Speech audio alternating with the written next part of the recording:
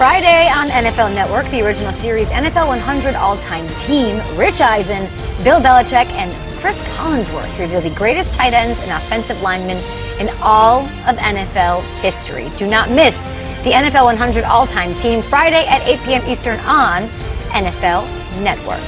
Should we say hi to Will, who's probably impeccably dressed and tailored? I bet Will's got a tie bar today, and I'm going to just guess a green tie. Do you think it's on par? Oh, 1 for 2. Tie bar, though. Yes. Always tie bar. Is that green? You look good, kid. Yeah. Pocket square. Yeah. Beautiful. Yeah. Try to bring a little drip to the show. That's all. Just a little. What's in the news, Will? Go ahead. Yeah. Okay. Oh, my Lord. All right.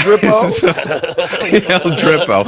Either way, the Eagles were not able to escape injury in Monday night's win over the Giants. Right tackle Lane Johnson dealing with the high ankle sprain. Johnson is considered week to week. As for wide receiver Alshon Jeffrey and his foot injury, the immediate outlook is not as optimistic. Head coach Doug Peterson characterizing the injury as significant. NFL Network's Mike Garafolo is reporting Jeffrey will miss the rest of the season.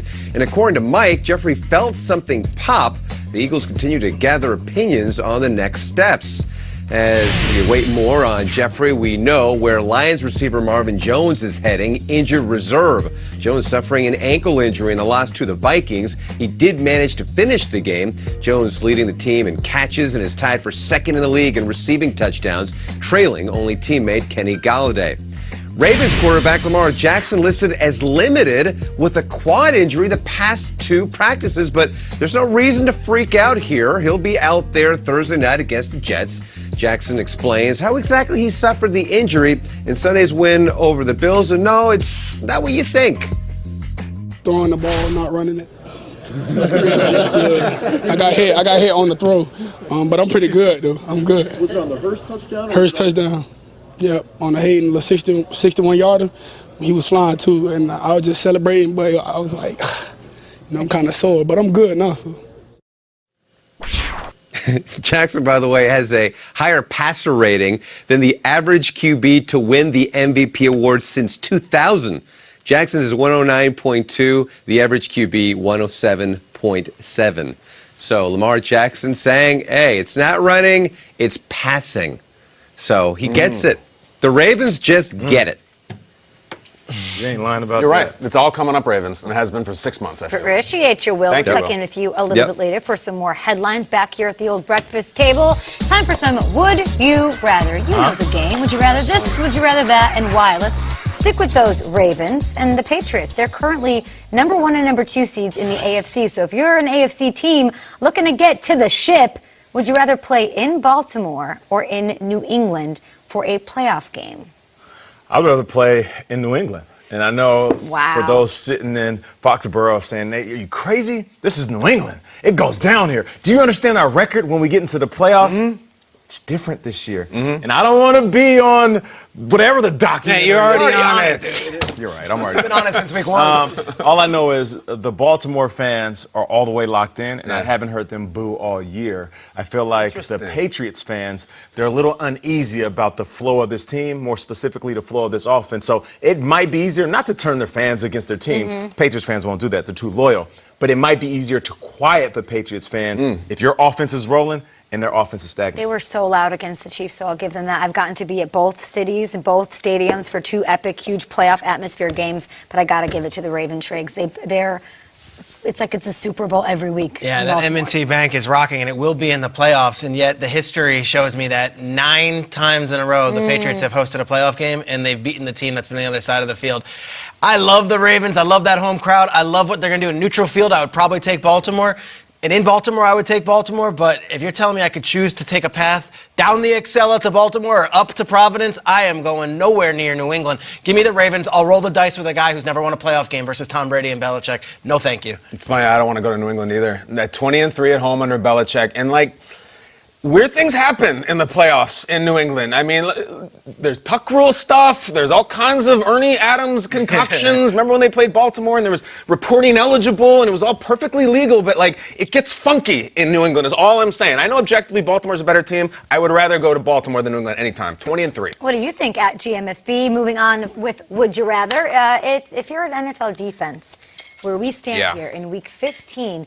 Would you rather face Tom Brady, Aaron Rodgers, or, this is legit, Ryan Tannehill, Kyle? Right now, I'm going to face Brady. And I'll tell you why. If I'm the defensive coach, for example, the Bengals defensive coach, a little complicated there, but nice and clean here. All I'm saying with my defense at the beginning of the week, keys to victory, all this, okay, don't give up a trick play. If they toss it to someone, stay back.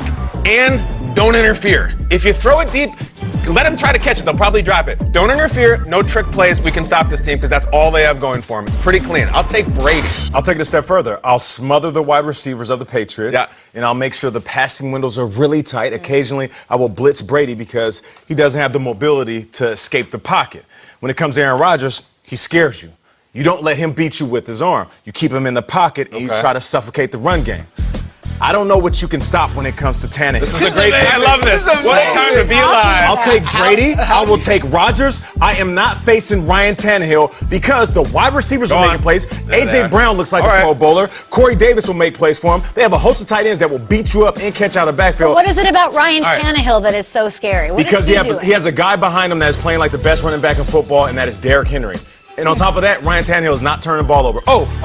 And one more thing, when the play breaks down, Ryan Tannehill can run faster than Aaron Rodgers, and we know he can run faster than Tom Brady. I'm not facing Ryan Tannehill right now. I love it. Clean sweep right now. I'd rather face Brady than You're Tannehill. going Brady? I mean, Tannehill right now is so dialed in. They've all dialed into him. He's got the juice. Sometimes guys just get the juice. Nick Foles had the juice. I wouldn't want to face him. Kirk Cousins had the juice a couple of years ago. I wouldn't want to face him. Right now, this week. Right now, this week. I'm not looking at Tannehill across the line. I don't want to see that. Give me Brady instead. It's crazy. It's where we are. It's crazy. Welcome to Week 15 of the NFL, any given Sunday. Moving on, credit to Ross Tucker and Dave Briggs from the Home and Home podcast on radio.com for this one. Two of my old coworkers, those two. Look at that. If you're a defender in the open field, would you rather attempt to tackle George Kittle or Lamar Jackson? They have the discussion. Now we're having it at the table.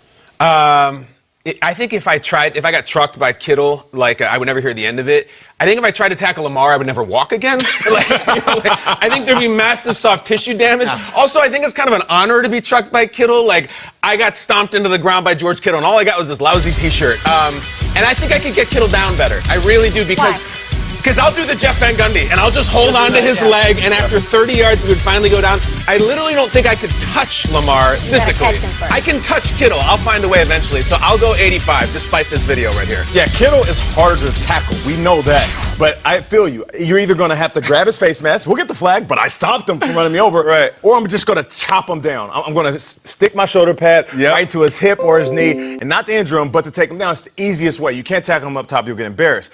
You can't get close enough to Lamar Jackson to tackle him. It's like trying to guard Iverson on a fast break or trying to stop Charles Barkley. I know Karl Malone. I can foul them. I will literally just wrap on top of Karl Malone or Charles Barkley. If you can't get close enough to foul Iverson, because by the time you go to reach, he teaches, and you're on the ground with broken ankles. You guys gave this way more thought than I thought. It's a great question. That's why we're doing it. Into this one. I feel like Lamar's going to break ankles for about 50 defenders. Matt Milano right there, that's a professional player. This week, it'll be someone else. Someone else can get. I'll take that. I'll take the embarrassment. Oh, you got crossed over by Lamar Jackson, the greatest runner in NFL history. Great, fine. Kittle, that one, I don't want to get hurt.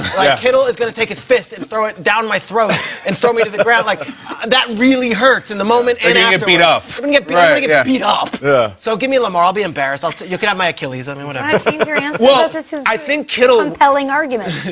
I think Kittle would end your day, you're done. But Lamar could end your career. I literally everything will snap the second I push him. I have pads on, right? It's a game. I wear every pad in the book and to play George Kittle. I'll be fine. Lamar, I'm going to get soft tissue damage. There's something 100%. cool though about being dunked on by one of the greats. Like Chris Gatling was dunked on by Sean Kemp.